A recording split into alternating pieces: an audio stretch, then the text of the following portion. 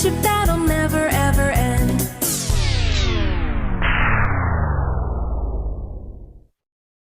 Run!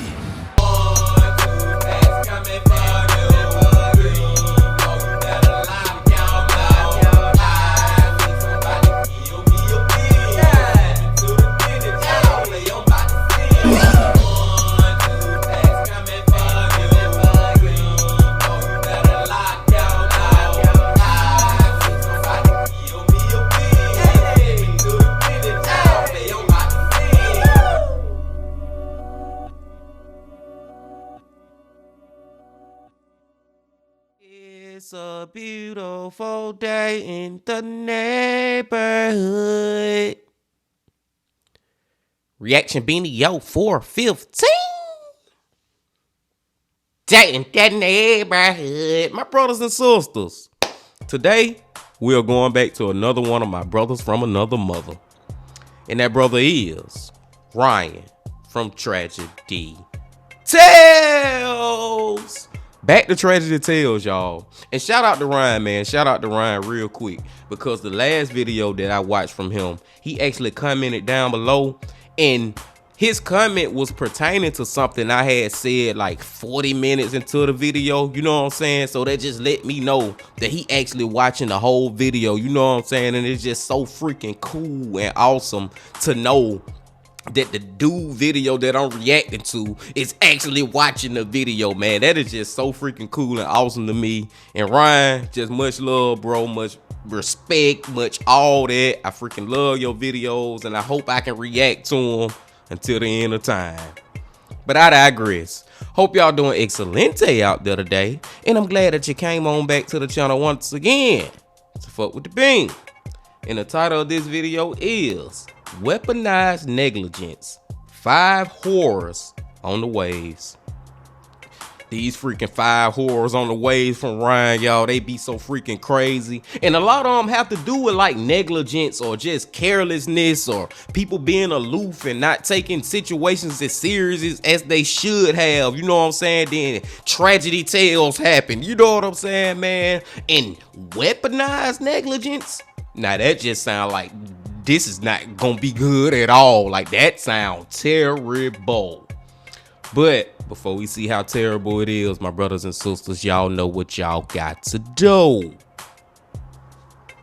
Get whatever you might need. Get what you need, please. We back to Ryan from Tragedy Tales. Y'all got what y'all need? Y'all ready to go? Then let's fucking go.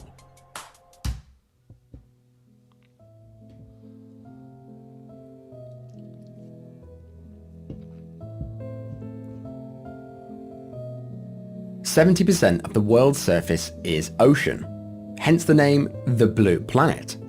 But did you know that over 80% of it remains completely unexplored? Who knows what's lurking at the bottom of the depths? In fact, it's often claimed that we know more about the surface of Mars than we do about the ocean floor on our own planet. Isn't that just absolutely crazy?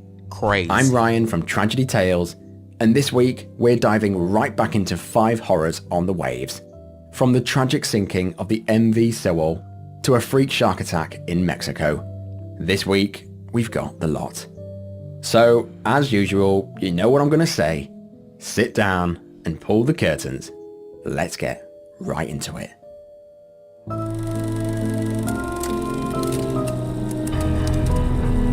Get whatever you may need. I just gotta say it before we start, y'all. That is such a crazy thing to think about. That we know more about the surface of freaking Mars, a planet off in the solar system, not even here on planet Earth, than we know about the damn ocean. I'm telling y'all, it's some stuff in that goddamn ocean, man.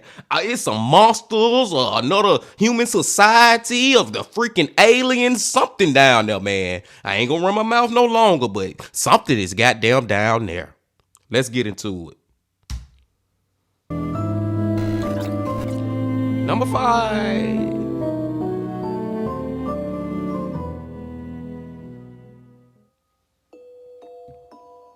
On a bright summer's day, on July the 7th, 2010, families and tourists boarded the Ride the Ducks vessel in Philadelphia anticipating a pleasant tour along the Delaware River. The mood was light, with children's laughter mixing with the excited chatter of tourists. Little did they know this idyllic scene was about to take a truly harrowing turn. I've actually covered the Ride the Ducks company and duck boats before on this channel. In 2018, one of the duck boats sank on Table Rock Lake in Missouri, leading to the tragic deaths of 17 people. I'll link that above if you're interested in that. But duck boats are basically an amphibious vehicle that can be driven on land and can also venture into the water.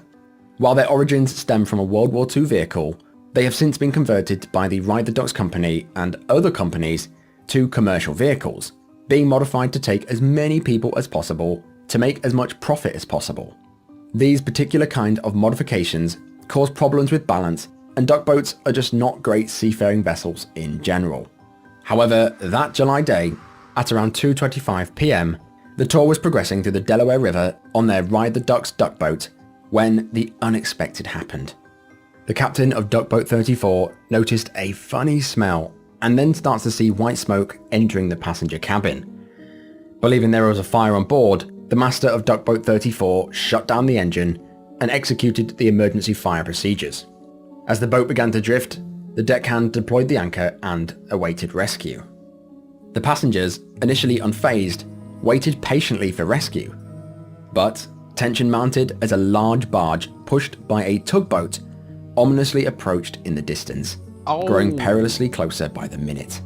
Petrulat, one of the passengers on the duck boat, noticed that the captain was mounting concern.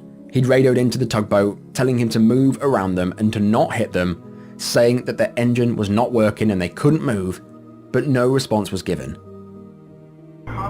To the northbound tug in front of Ben's Landing, this is Duck 34. I am at anchor. I am unable to maneuver. I am broken down. Over. The northbound barge in front of Ben's Landing, please come back.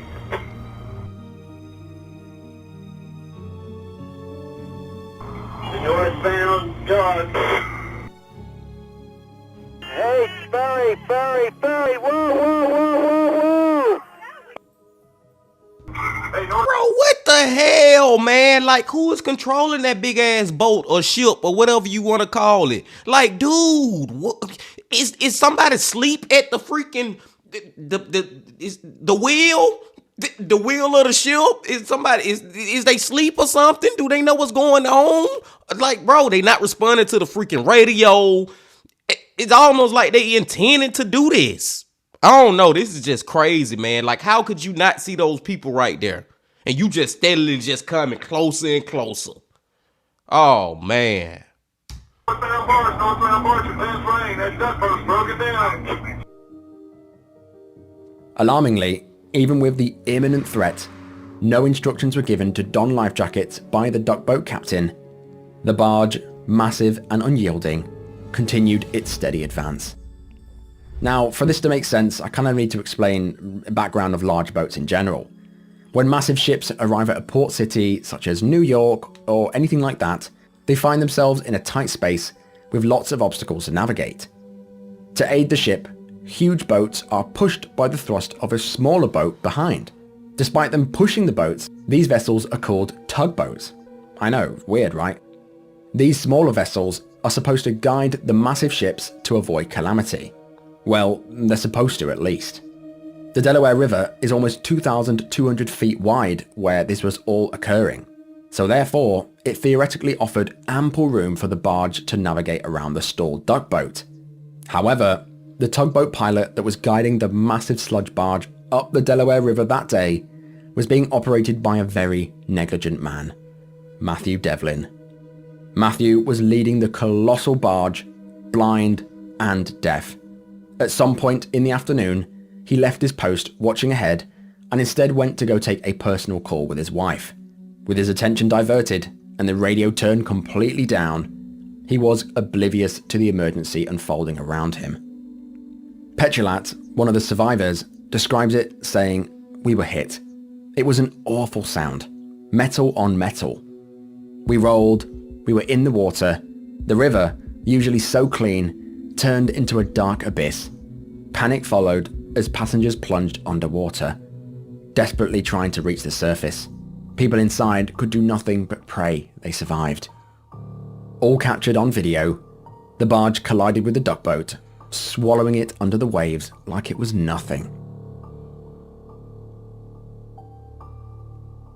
That's crazy. You can also see in the video one of the crew members abandoning ship just before the barge struck. The barge never stopped, leading to the sinking of the duck boat, carrying 35 passengers and 2 crew members. This resulted in the heartbreaking loss of 2 Hungarian students. Rest in peace to them too, man. This is so freaking crazy, man. The fact that that dude was on the phone with his freaking wife when he's supposed to be controlling this tugboat that is controlling this big ass barge, this big ass ship, this big ass boat. And you just, the thing that got me the most is him turning the radio down. Dude, if you have that type of responsibility and you actively having that responsibility at this time, there is no time where you should turn that damn radio down. That thing should always be turned up to the max. You know what I'm saying? Even if you're not really actively paying attention to what's going on in the river, what's out there in the river, you know, just for a split second or whatever. All I'm saying is, at the very least, you should have that radio turned on. So these people was literally calling, let you know, hey, and you got it turned down talking to your wife. That is just ridiculous, man. Rest in peace to these 2 beautiful souls. Wow. A passenger by the name of Dora was one of the victims. She had heroically thrown her life jacket to the duck boat's first mate in a desperate attempt to save him.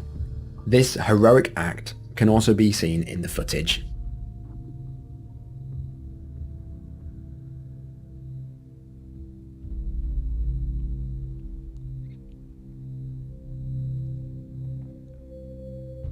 Tragically, this left her without her life jacket, and she lost her life in the process. Testimonies from other survivors painted a vivid picture of the chaos and fear that engulfed the boat as it sank. People were rescued from the water, and then the attention turned as to who was responsible. Investigations by the National Transport Safety Board revealed that this all occurred because of Matthew Devlin, the pilot of the tugboat.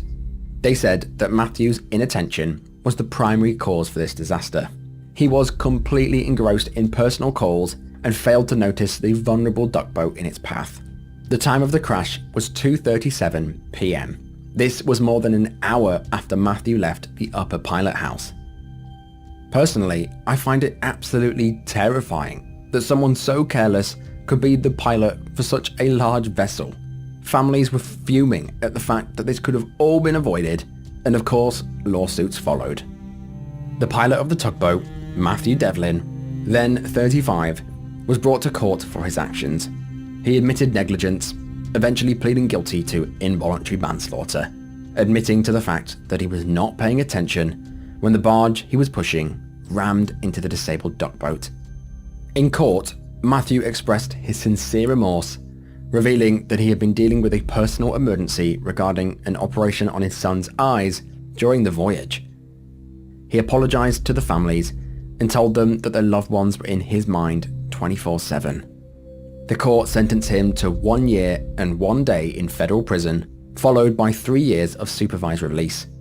He also was forced to surrender his merchant mariner license, meaning he could never captain a ship again.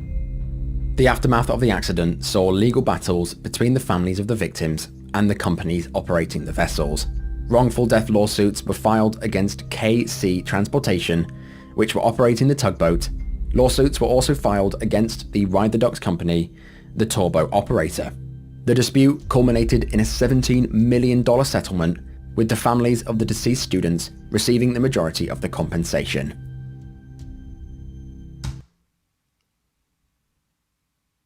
One year? 1 year? Man, I'm not even finna get all upset, y'all. I'm not even finna go to that level, man. All I'm just saying is, man, y'all know how I feel about that. And he didn't try to do it, and he probably did feel a lot of great remorse. But the one thing you can't bring back is them by saying, I'm sorry. That's still not gonna bring those 2 people back. And it was because of you and your negligence, bro. 1 year, my brothers and sisters. Now, y'all know that I want to say give him life, but I understand the rules and regulations and laws to involuntary manslaughter. But he could at least got 15 years, at least. At least, my brothers and sisters. 1 year? That's crazy.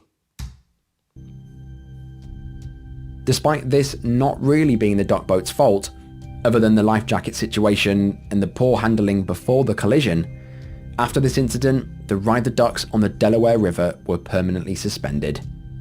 However, the duck boat tours by the Ride the Ducks company, using these dangerously converted vehicles, continued all across America, leading to a fatal crash in 2015, killing 5, and the tragic Table Rock incident, as mentioned previously, leading to the deaths of 17 people.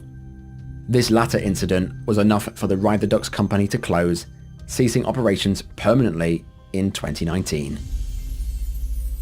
Man, that damn company should have been closed a long time ago, bro.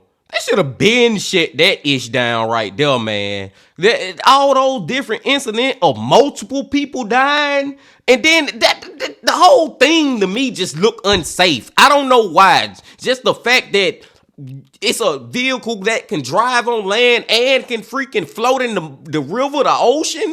No, bro, no. You either a boat or you an automobile. Let's not try to mix both of them up together. That just sound unsafe to me anyway. That damn company should have been shut down, man. Been shut down. Let's go to number 4. Number 4.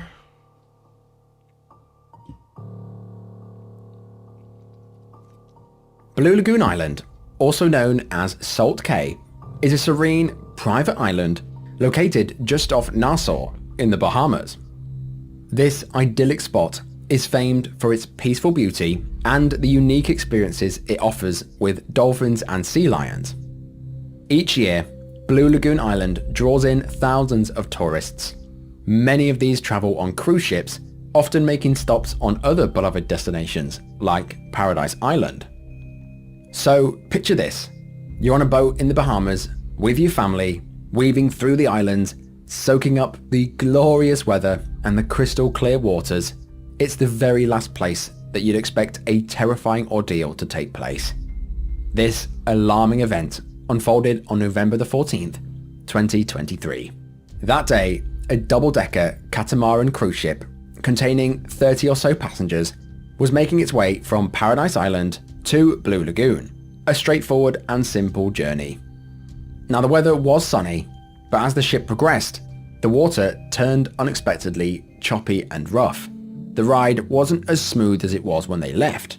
The journey began at 9:30 a.m. with everyone looking forward to exploring Blue Lagoon.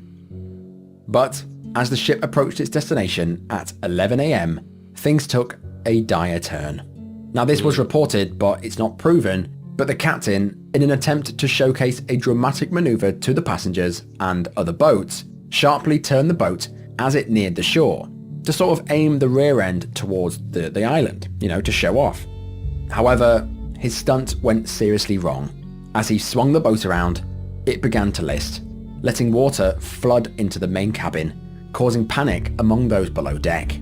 American tourist Kelly Chisel documented the whole ordeal in a TikTok video.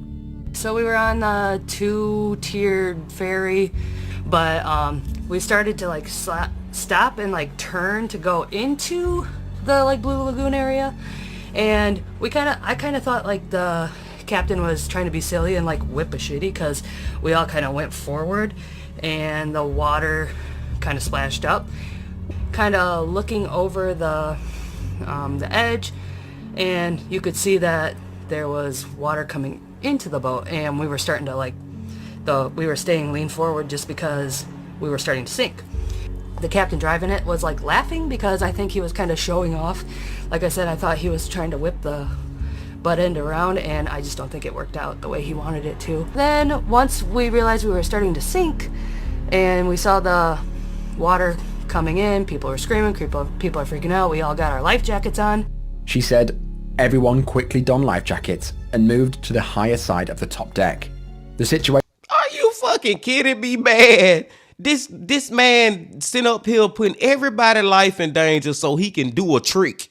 So he can try to woo and wow people and make people say this is awesome. That's what he want, for people to freaking react to him. Man, if your crazy ass don't drive this boat the way it's supposed to be drove, bro.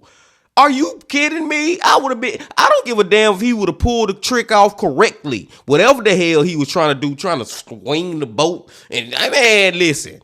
Don't play with me and my life and my family and my friends' life like that on this boat. You got a lot of people life in your hands and you doing trying to do a fucking handstand. Man, sit your ass down. That is crazy. The situation escalated when a crew member, visibly distraught and crying, rushed upstairs to grab a life jacket.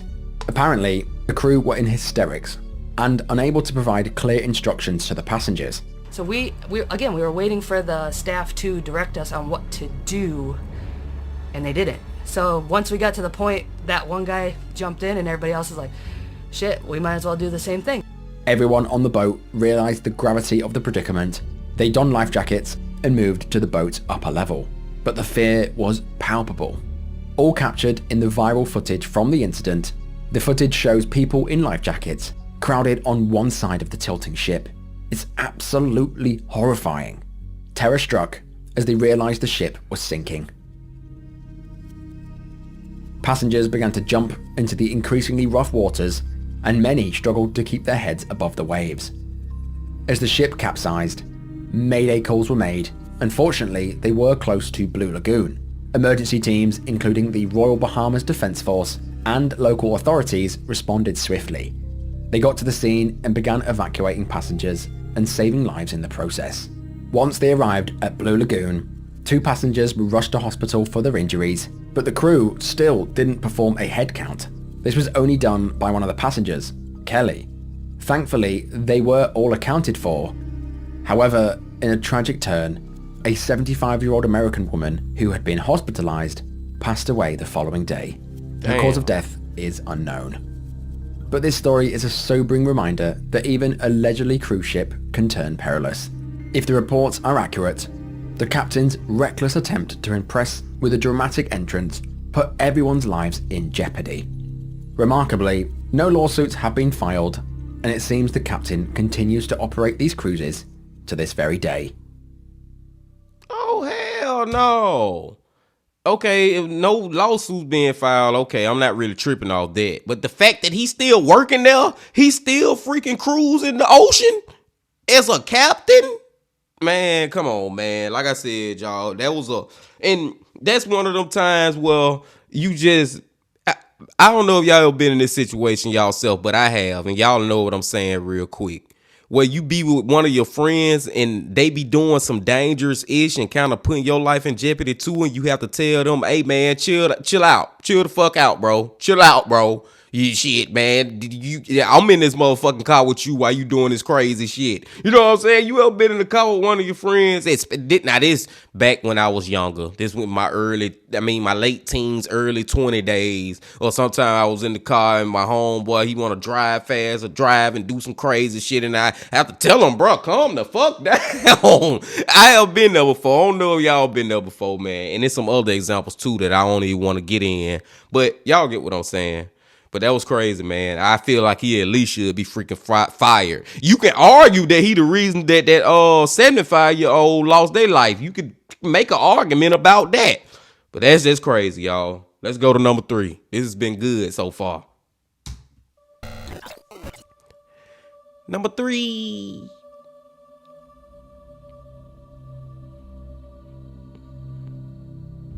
This harrowing tale unfolded on December the 2nd, 2023, in the scenic setting of the Malarkey Beach in Jalisco, Mexico.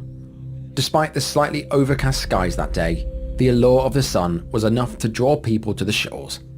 Among them was 26-year-old Maria Fernanda Martinez, a marine biology student at the University of Guadalajara. Maria was a part-time hotel employee, and that day she chose to spend her day off going to the beach with her 5-year-old daughter. Sounds fun, right? Even the lack of sunlight wouldn't deter Maria and her daughter from venturing out into the waters. That fateful Saturday morning, at around 11 a.m, as the beach began to buzz to life, a truly chilling episode was set to unfold. As Maria was swimming 65 feet from the shore, she suddenly felt a sharp strike on her leg. She looked down to see that a massive shark had targeted her. Being in the water with her 5-year-old daughter, this put her in a frantic state, acutely aware of her daughter's safety. Maria's instincts propelled her into action. Desperately, she swam to a nearby floating play platform. As she reached it, in a valiant effort to save her daughter, Maria pushed her to safety onto the platform, but not before the shark delivered one more grievous bite. Horrified witnesses recalled hearing screams and seeing the water turn a distressing shade of red. Brave beachgoers plunged into the perilous waters to rescue her and dragged her from the sea. The gravity of Maria's injuries were heartbreakingly evident. Her entire left leg was missing. It had been completely severed by the shark and lost to the ocean. The aftermath, all captured in viral videos, they showed Maria being pulled ashore, her condition rapidly deteriorating amidst the shock and the blood loss.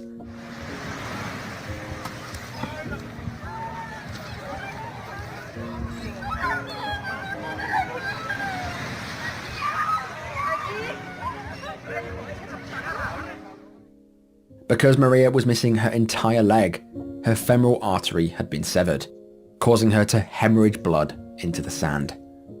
Despite the crowd's best efforts and the swift arrival of emergency services, by then, it was too late. By the time the emergency services arrived, Maria had succumbed to blood loss on the beach. In a miraculous twist, Maria's heroic act had managed to save her daughter, who remained safely on the play platform, spared from a similar tragic fate. And that's what I was going to say right there, Ryan, man. Shout out to Maria, though. Rest in peace and shout out to her, man, because she made sure, no matter what, her daughter was safe. She wouldn't even, at that moment, when that shark attacked her, the first thing that went to her mind is my daughter. I got to get my daughter to safety. So just shout out to her for that, man. W parent for that. W mother. Rest in peace, man. Damn, her whole leg. These animals out here are so much more powerful than we really can fathom. You know what I'm saying? I get it. Yes, I know that a shark can do that. But when you really hear a story and really like kind of see video and just see it, it just make it more real than you really think about. But man, rest in peace, man. This one right here just sad, man. But I just feel so good at the same time that she made sure her daughter was safe. It's like it's one of those bad but feel good moments. I don't know. Let's go. The news of a fatal shark attack spread rapidly, prompting local authorities to issue warnings and take immediate safety measures. Officials announced that there had not been a shark attack in this area for 60 years and emphasized their commitment to public safety. They said that they were going to build a couple of surveillance towers and that they were going to close beaches until further notice. These kind of stories are the exact reason that I now fear the ocean. I tell everyone to be careful of shark attacks now. This could very well be your best mate, your brother, or even yourself. While sharks don't really want to eat humans, they will if they think you're an easy meal. The first bite is them testing the waters, and the second is usually them filling their stomachs. In a heartfelt tribute, locals erected a makeshift altar on the beach, marking the spot of Maria's tragic demise. A solemn reminder of life's fragility and the sacrifice that Maria made to save her daughter.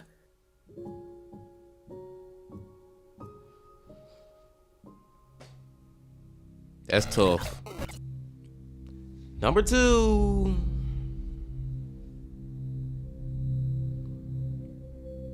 This entry begins on the morning of October the 25th, 2015, in the picturesque town of Tofino. Now, Tofino is a small town located on Vancouver Island in the Canadian province of British Columbia. The town has just 2,500 residents. However, the general area swells each year with 1 million tourists. Now this is because Tofino is a gem for outdoor activities such as surfing and hiking, and it's also a global hotspot for whales, drawing whale watchers and tourists from far and wide. However, on that fateful day, 24 people and 3 crew boarded the whale-watching boat, the Leviathan II. Stretching 65 feet, the Leviathan II set off from the Tofino harbour at 1:30 p.m. They were going for a routine whale-watching cruise, and the tour began as you'd expect. Nothing out of the ordinary, with a safety briefing akin to those given before flights. 50 minutes into the journey, as the vessel ventured towards the open ocean, one of the passengers, called Christian Barchfield, seated near the captain, Wayne Dolby, a seasoned captain of 18 years, sensed the sea conditions were changing. The boat got rougher and rougher, and despite the captain's calm demeanour, Barchfield felt uneasy and moved to the ship's lower level. Another passenger from Germany also sensed the shifting mood. He paused on the middle deck, watching sea lions play near Plover Rocks, momentarily distracted from his anxiety. Now this is when, all of a sudden, a colossal wave swept in. The crew could do nothing to steer away, and before they knew it, it hit the ship. Some passengers say they saw the wave. They described it as a giant, higher than the boat. It came towards them, and they braced for impact. As it crashed over the stern, it instantly flipped the 33-ton boat, plunging it and its occupants into the cold, frigid waters.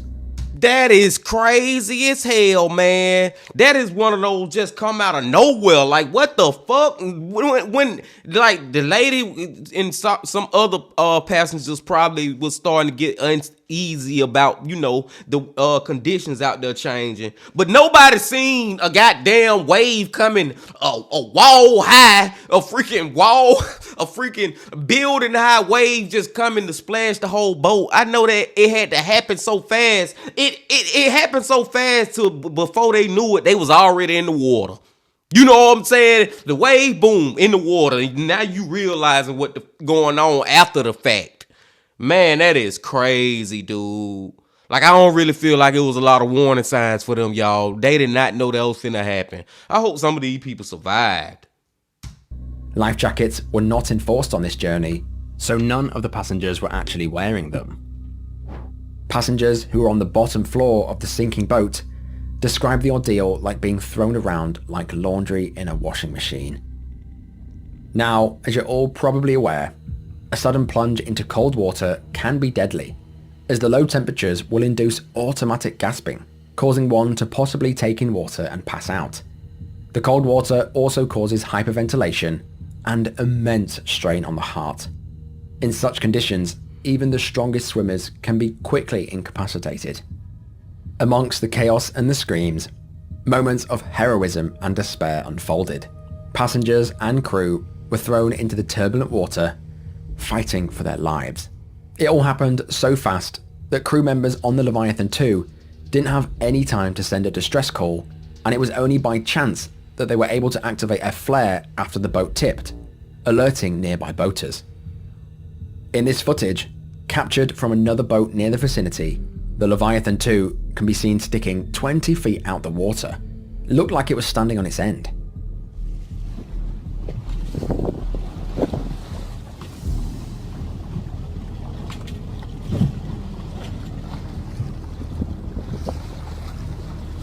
That's crazy.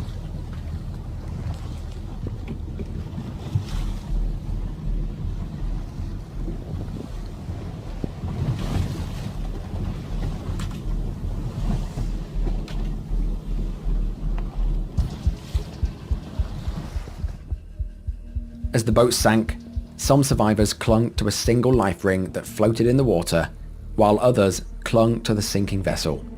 Other passengers had already drifted out in the water towards the rocky shore. With the Coast Guard coordinating everything, an estimated 24 to 36 boats, mostly charter boats and some commercial fishing boats, lent a hand to rescue who they could and search for those who were missing. Miraculously, 21 people were pulled alive from the water. What they'd been through just doesn't bear thinking about. The search for other survivors would go on for days, and tragically, by the end of this ordeal, 6 people had lost their lives, including 5 British nationals and an Australian. In the aftermath, the MV Leviathan II was towed to shore for inspection, and soon after, multiple passengers who were on the boat began class action lawsuits against the whale watching company. Their claims alleged that the ship's captain, Wayne Dolby, should have known of the large swells in the area, and he should have known that they were hazardous. They claimed that the vessel's stability would have been affected by having most passengers on one side of the deck, and this is why the wave toppled the boat so quickly. We're out in the water today on the area where those seals are, where the sinking Sea happened. lions, yeah. Yeah, sorry, where the sea lions were today. I mean, certainly there are a lot of reefs in the area, and the swells can get, while we were out on the water, I mean, quite severe. I mean, is the sense right now, as you understand it, based on initial reports, that the boat hit a wave that was caused by one of those reefs and flipped, or what's sort of the initial, so we can just help people understand what happened? What's your initial report? This is an area that the boat goes to every day. Yesterday was no different than any other day. As I said, this does have its own sea conditions in there. The vessel is operated by professionals. We operate under guidelines for safety as far as what happens with the vessel itself in close encounters with rocks. And also with the wildlife.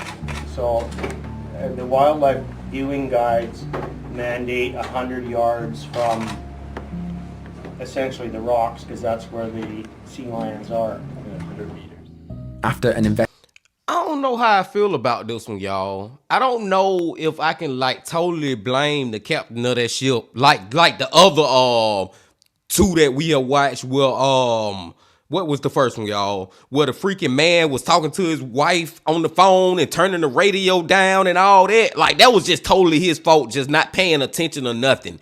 And then the other one with the dude trying to do magic tricks and dips and turns and trying to do all that extra stuff with all these people life in danger. I feel like those 2 was their fault. But this one, I get that they trying to make the argument that you knew the conditions was bad out there, but he ain't like was actively like, he was just driving the boat and the freaking wave came from out of nowhere. And if he was in the wrong for having y'all out there in them conditions, then what about all the other boats that was out there? Because there was other boats in the vicinity. You know what I'm saying? That's why they was able to get there so fast. So it was other boats out there. So if he was in the wrong for having y'all out there, then all the other boats was in the wrong for being out there too, right? Let me know if I'm tripping in the comment section, y'all. I'm not trying to excuse this captain or what happened. All I'm saying is I don't think that he should be the most to blame. I feel like this kind of like Mother Nature just literally just coming from out of nowhere and causing a terrible accident. But let me know what y'all think. Let's go. Investigation, it was later found that the captain had a secret, debilitating eye illness that made it difficult for him to acquire a normal visual image in all parts of his visual field. Wayne had kept this a secret because he was scared that if he told anyone, they wouldn't let him do his job anymore. While I can't see that there was ever a public payout to the families, in 2018, the investigating coroner, Courtney Cole, ruled that all the deaths were accidental. She ruled that Mr. Dolby's eyesight problems were not the cause of the tragedy, and that the freak wave was to blame.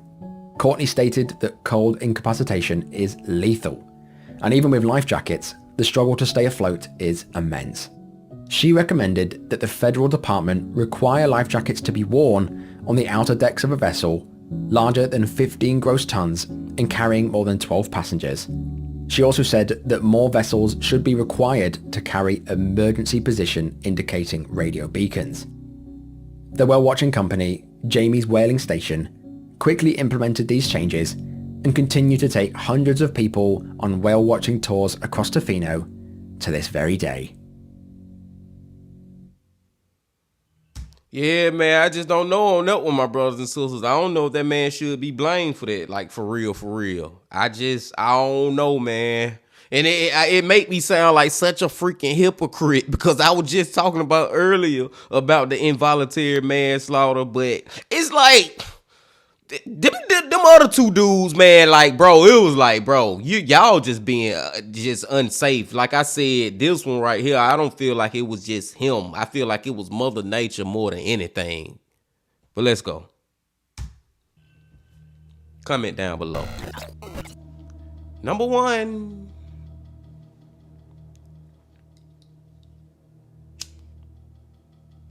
On a seemingly tranquil evening of April the 15th, 2014, the MV Sewol, bound for picturesque Jeju Island, departed from Incheon, a South Korean city bordering the capital of Seoul. However, before we can set sail, we need to know a bit of background of the ferry itself. From 1994 to 2012, the MV Sewol was known as the ferry Namanu. It operated in Japan with an impeccable safety record for over 18 years. However, in 2012, a marine company purchased the ferry for approximately $11.3 million. Subsequently, the ferry was rechristened as Sewol and underwent renovations.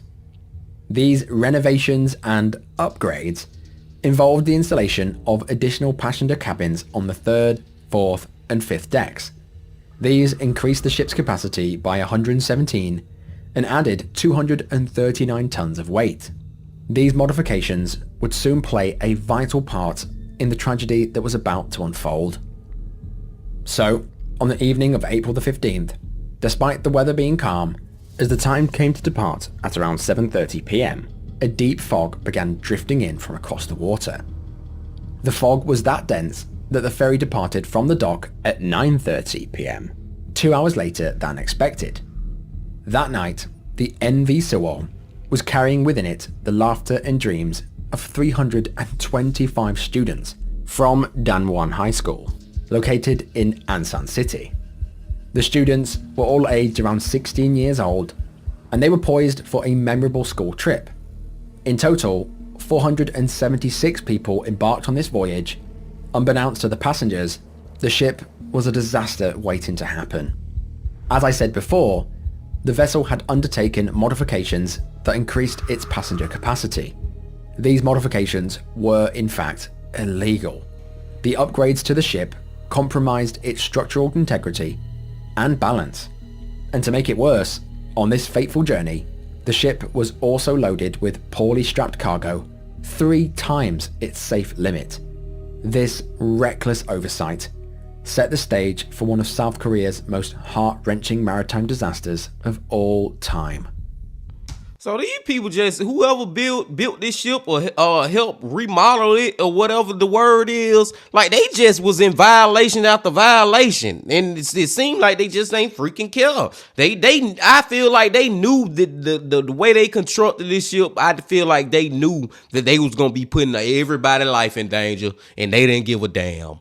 Long story short, short story long. They didn't care. Throughout the night, as Sewol made its way along its usual route, it navigated the treacherous Maningol Channel with precision, a stretch of water known for its harsh currents. At some point in the night, the captain went to sleep and left an inexperienced third mate in charge of the wheel. Throughout the night, there were no problems. At 8:48 a.m, the ship had reached approximately 1.5 kilometers off the island of Donggichado, South Jeolla, South Korea. With the third mate still captain in the boat, he made a series of sharp turns that triggered an irreversible domino effect. The third mate wrenched on the wheel, and as he made that final turn, the ferry, destabilized by its excessive and unsecured load, began to list harshly 20 degrees to portside. Because a very sharp turn would have shifted the 1,000 tons of cargo and nearly 200 cars that were inside. That would explain why the ferry started listing or leaning to one side. It was soon tilting at more than 5 degrees, a critical threshold because that's a point of no return. Inside, a surreal and terrifying scene unfolded. Hallways and rooms tilted at alarming angles, objects became dangerous projectiles, a total nightmare ensued. Amidst the chaos, an automated message played through the tannoy, commanding the students to don life jackets and to remain in their rooms.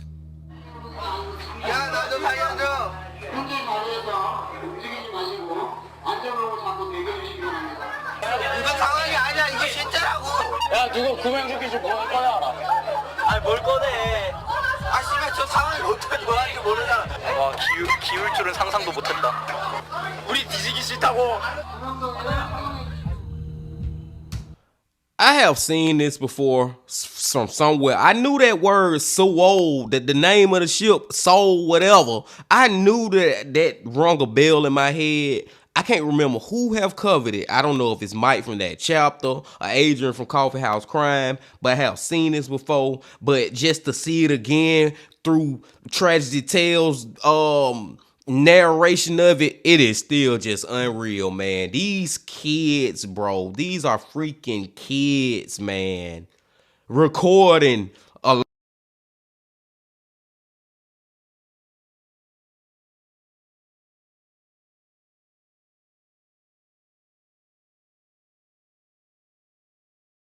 Most of the students trusted their superiors, trusted that they knew best, and remained in their rooms, even as the water began trickling inside. While they bunkered down, the students, gripped by fear and disbelief, resorted to their mobile phones. Many families back in South Korea received extremely worrying phone calls from their children, detailing that they were on the ferry, saying that it had begun to sink. As rescue made their way to them, students captured videos of the horrors that were unfolding inside. These digital footprints, later shared widely, painted a haunting picture of the tragedy. They showed students lying on the floor, trying to lighten the mood, donning life jackets and sending poignant farewells to their loved ones. 코드 블루 레드, 코드 블루 레드. 이거 보이시죠? 지금 60도예요. 각도가 얘 앉아 있는 거 보이시죠? 얘는 지금 정자세로 앉아 있는데 이게 60도. 보이죠? 나 무섭다 진짜. 나 이거 어떡하냐. 나 무서워. 나 살고 싶어. 나 구명조끼 입었어요. 뒤지기 싫어요. 지금 이 상황은 지금 기울어지고 있습니다. Some were joking around, saying that this is like the Titanic, some saying that they don't want to die here, but for others, the seriousness of the situation had begun to set in. They were crying and praying that they survived this. The repeated intercom announcements continued to instruct passengers to stay where they were, over and over and over. Sewell's first emergency phone call was received at 8:55 a.m. However, it came not from the crew, but from a student who had used their cell phone to contact emergency services from aboard the sinking ship. He cried out, "Help us. The boat is sinking." This marked the start of a complex and ultimately heart-wrenching rescue operation. The South Korean Coast Guard, along with other rescue vessels, were dispatched promptly. By 9:18 a.m., the boat was now reported to be quickly sinking. The crew now reported that it was listing at an angle of more than 50 degrees. As more emergency calls went out, fishing boats and other commercial vessels rushed to the scene, quickly rescuing around 86 people from the water. At 9:23 a.m., a second call for help was received from the crew of Sewell. The ship continued to list, and filled with water, this distress call just said, "We are about to sink." At 9:38 a.m., around an hour after the ship had begun to list, the South Korean Coast Guard arrived at the sinking ferry. Multiple helicopters and many boats arrived at the scene. Upon arrival, the rescuers were met with the daunting sight of the Sewell listing 50 to 60 degrees to port. They'd missed their chance at rescuing these people easily. Now, rescue had arrived, but rescue workers wasted precious time with indecisiveness. They failed to contact the ferry's crew and instruct them to give an evacuation order, let alone getting inside and pulling people out. This would now be a very difficult operation. Despite a massive Navy vessel being very close by and other various ships, the South Korean Coast Guard told them, "No, we want to save our students, this is our job," and rejected multiple offers of help. What kind of shit is that? No, we want to be the one to save our people. Man, at this point, we all humans, man. I don't give a damn if you wear your nationality of our people. We humans, man. You should be wanting everybody and their mama who want to help save these children, save these children. That is freaking, man, come on, man. Passengers who had managed to reach the deck jumped into the sea and were saved, but many were not so lucky. Many remained in their rooms, watching the rescue unfold through their windows.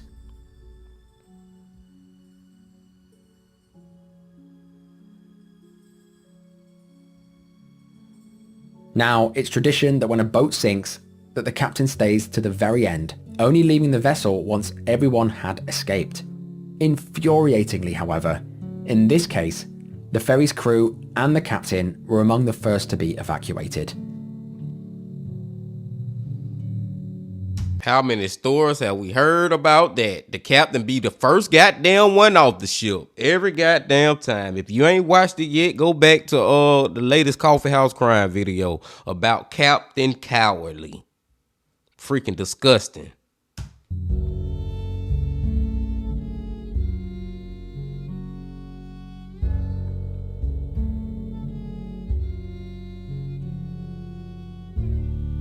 This breach of duty led to widespread outrage and severe legal repercussions. Now you're wondering, why did it take them so long to get to the ship? Well, long story short, the original distress call reported on the original departure time. Now because they left 2 hours later, rescue arrived to the scene where they thought they'd be, and they weren't there. By the time rescue even arrived, escape was impossible. While some were saved by smashing the windows from the outside, many of the windows could not be broken, and rescuers had to watch them sink. Heartbreaking footage emerged showing the passengers trapped aboard the ferry, desperately trying to break the windows, watching desperately as people were saved outside. They tried and tried, but rescue just watched them struggle as they focused their attention on people that were easier to save. Soon, these parts of the ship disappeared beneath the waves. As the day progressed, the scale of the rescue operation expanded dramatically. The situation inside Sewell grew increasingly dire. Water began flooding in, filling the rooms full of students. They began to become frantic as rooms turned almost vertical. Still, the automated message played through the tannoy, telling them to stay where they were.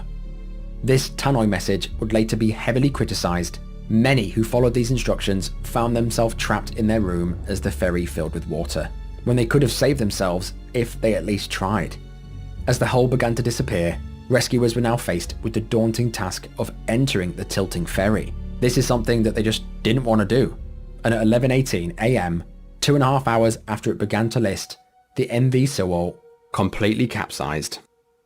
Only one out of the 46 lifeboats that were on the ship were deployed. Now all that could be seen from the surface was the underside of the boat. Rescue teams had missed their chance. By 2:42 PM, an extensive rescue force, including 150 members of the Republic Korean Army Special Warfare Command and 40 scuba divers were deployed. The numbers just got more and more. However, as the day went on, weather conditions began to get worse, and officials deemed it far too risky to enter the sinking vessel, and therefore the rescue teams just gave up. At 8 PM, they ceased their rescue attempts and left hundreds dead inside. This was all just a total nightmare. Why weren't they told to get off the ship?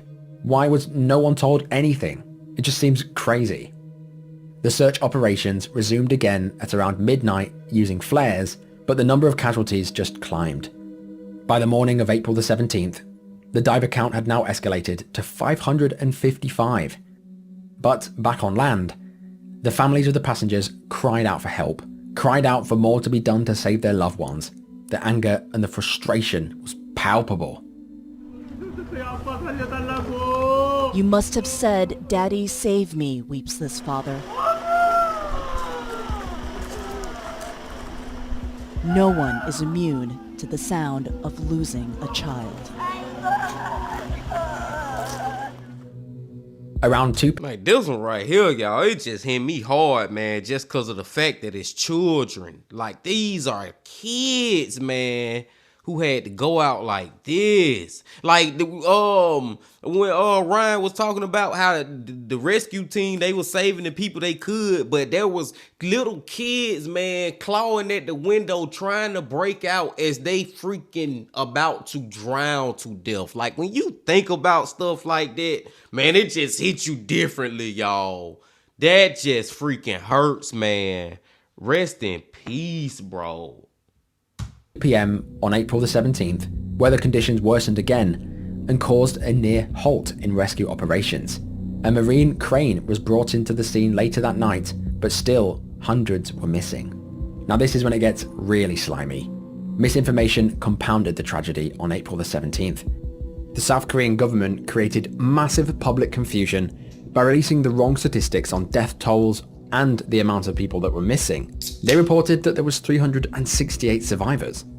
This led to various South Korean media outlets also releasing this news. However, as the day of April the 17th dragged on, this figure was later revised by the government, stating that in fact 295 passengers were missing. So basically, they were lying and saying that people had been rescued when they had not, giving false hope to families and friends. That's just some low down ass shit that the government do right there. They lie to us all the damn time, man. And that's just the most despicable, horrible shit to be fucking lying about, man. You got these families out here who missing they freaking family members, hoping that they have survived, and then you lying and giving them the false hope that they have survived. Freaking government, y'all. Throughout the following days, on April the 18th to April the 21st, the Korean Coast Guard initiated a process to pump air into the capsized ship, hoping to support any existing life. Rescue efforts were hampered by the fact when divers entered into the ship, it was all restricted by the cargo. However, as the months went on, the death toll only continued to rise. This whole ordeal had turned into a full-blown nightmare, largely due to the lack of urgency by the South Korean Coast Guard and their insistence on handling the situation without any external help. Despite the South Korean government's attempt to hide and downplay its culpability, the sinking of the MV Sewol resulted in the loss of 304 people, predominantly students. An incomprehensible loss, and most tragically, a totally avoidable one.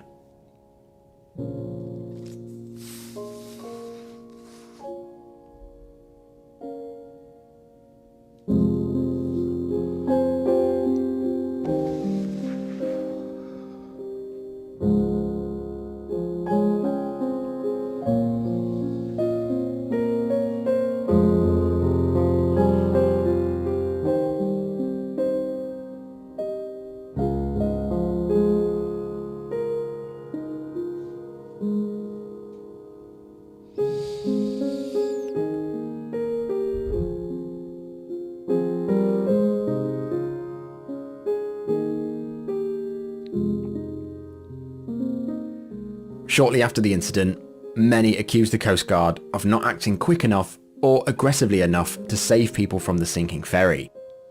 This disaster triggered a national outcry for reform and accountability. Parents of the deceased students were particularly vocal, expressing their fury and grief over the loss of their children, stating more lives could have been saved if the Coast Guard had acted with any amount of urgency. The nation was plunged into a period of intense national mourning. Investigations revealed a disturbing picture of negligence and incompetence. An inquiry by the Board of Audit Inspection, or the BAI, exposed that the ferry's captain declared the cargo weight as 657 tons, but according to the investigation, it actually surpassed 2,140 tons. And to make this even worse, none of it was strapped down properly. The BAI also reported that port authorities in Incheon, where the Sewol set sail, allowed the departure, relying on the cargo information provided by the captain, without even conducting their own inspection of the cargo.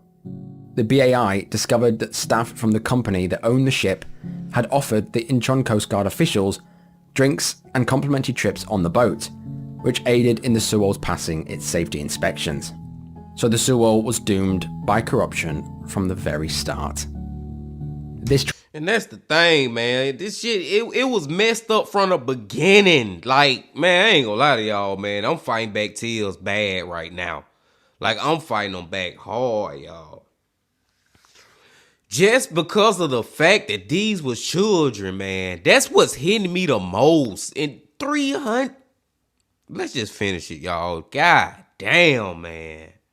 Tragedy really did expose the shortcomings in South Korea's approach to public safety and crisis management. South Korea's National Assembly later voted to disband their Coast Guard, partially placing the blame of the tragedy on them. A new safety agency was then set up, and the police took over the Coast Guard's responsibilities. So the Coast Guard was that bad that they were disbanded. Of course, legal proceedings followed, with the captain initially receiving a life sentence for abandoning the ship. This sentence was later reduced to 36 years. Other crew members were also indicted, and politically, the disaster stirred public outrage and contributed to the impeachment of the president, as her government faced criticism for their terrible response to the disaster. Memorials were established, serving as a solemn reminder of the lives lost and the lessons learnt. In 2017, a significant salvage operation was initiated, not only to recover the 9 bodies that were still missing, but to also further investigate the causes of the sinking. This tragedy remains South Korea's deadliest ferry disaster since December the 14th, 1970, when the Namyang ferry sank, claiming 326 lives. However, what makes the Sewol slightly worse is the fact that 304 people died, and around 250 of these were students from the same school. The sinking of the MV Sewol is a tragedy that South Korea and the world will never forget, leaving a permanent mark on the nation. Woo. But that is the end of the video. Holy moly, this one was unbelievably tragic. The Sewol is a total nightmare, as you guys have just seen, and one that could have been totally avoided if rescue teams had actually tried, got to the right area when mayday calls were made, and if the crew even tried to tell the passengers what to do at all. Nothing was done. These people were left for dead, and my heart goes out to them. I'm glad that the people responsible were punished. 36 years in prison is not a short sentence at all, but nothing will bring back those who were lost. The whale watching horror just goes to show how a fun encounter can quickly go terribly wrong, and I was amazed that so many people were rescued from the water, being that it was icy cold and in the middle of nowhere. Yeah, well done to them. Maria, who perished on the beach in Mexico, is a reminder that sharks can strike at any time. When you're swimming in the ocean, you're swimming in their domain. However, this story is a true testament of love for her daughter. While her efforts saved her life, Maria lost hers in doing so. The Bahamas cruise ship terror. The footage actually shocked me how terrifying these ordeals can be. I was surprised that only one person lost their lives, but that doesn't make it any less tragic. And the tragic duck boat incident, again, is a completely avoidable tragedy. One that should have never happened. If Matthew was looking at where he was going, doing his job that he's been paid to do, this would have all never occurred. Exactly. In my opinion, Matthew deserved a lot longer in prison than just 1 year for the deaths of 2 innocent students. Boy, Ryan spitting, man. That's exactly what I said earlier, man. At 1 year? 1 year. Are you fucking kidding me? But most importantly, what do you think? What do you think of this video? I say this in all my videos, but I do try and read every single comment. But I will see you guys in the next one. Bye bye. Man, Ryan, I think this is one of your greatest videos, bro. Hey, y'all know I'm gonna keep it real over here, man. I ain't scared to cry in front of y'all, man. That shit had me tearing up at the end, y'all. I still got tears in my eyes, man. I had to let a couple of them flow. I couldn't hold it back no more, man. The fact that all those kids, man, and then just seeing the video and hearing them say that I don't want to die and stuff like that, man, that stuff right there will kill you. I ain't trying to be funny, y'all. Like, that is just so fucking heart-wrenching, man. Jesus effing Christ. And I have seen that story before. I know of that story, but Ryan gave more details and he gave his side of the story, and Ryan just so great at narrating and he just make you feel it, man. It's like, oh my God. Rest in peace to all those people who lost their life, and all these just negligent stories after negligence, just people being careless and got so many people lives in their hands, man. Rest in peace and shout out to that mama who saved her daughter. She made sure she did that, because let's just keep it real out here, my brothers and sisters. It's some parents out here who wanna did what that lady did. I hate to say it, but y'all know what I'm talking about, man. They wouldn't have been concerned about their daughter. They would have been trying to get that damn shark up off them. And daughter, I ain't even finna go all there, man. I'm not even finna go there. Just shout out to her. She did the right thing, man. She did the right freaking thing. I hate she lost her life, but she saved her daughters. The duck boat shit, just 1 year. 1 year. That's all I'm gonna say on that one is 1 year. That's all he get for that. 1 year. I'm gonna leave it at that. 1 freaking year, man. What the hell, y'all? What's the other one we had? The dude doing the damn trick, trying to do a handstand, trying to do a 360 off the backboard windmill, tomahawk jam. Like, dude, you playing with people's lives, man. You are playing with people's lives right now. Like, what the fuck is wrong with some of these people out here, my brothers and sisters? And the other one was that. See, this the one where I don't know, man, if I can blame this dude too much. I don't know, y'all. Like, let me know if I'm wrong or right with this one, man. I just feel like nobody seen that freaking wave coming and that boat getting tossed over. Yes, the conditions may have started to get bad, but my whole thing about that is it was other boats out there too. I don't think the condition was that crazy. It's just that damn wave came from out of nowhere. Mother freaking nature. But I don't know. And I digress, man. I'm gonna let y'all go now. Jesus Christ, man. Ryan just got me emotional, y'all. Like, I don't be bullshitting, man. Like, I really be into these stories, y'all. I just don't watch this just to be doing it. No, I love doing this with y'all, man. And I really be invested. And I really care about people who lost their lives. Like, I care about that. And I love just, trying our best and to remember them and honor them the best we can, man. Rest in peace to everybody who passed away in this video. But I digress for real. Gonna let y'all go. Before y'all leave, make sure y'all hit that like button. Y'all comment, subscribe, do all that. And I'll see you tomorrow for another That Chapter Wednesday. And until then, my friends, remember this. Love, peace, and happiness. Stay safe. Don't stop. Keep going. Yeah.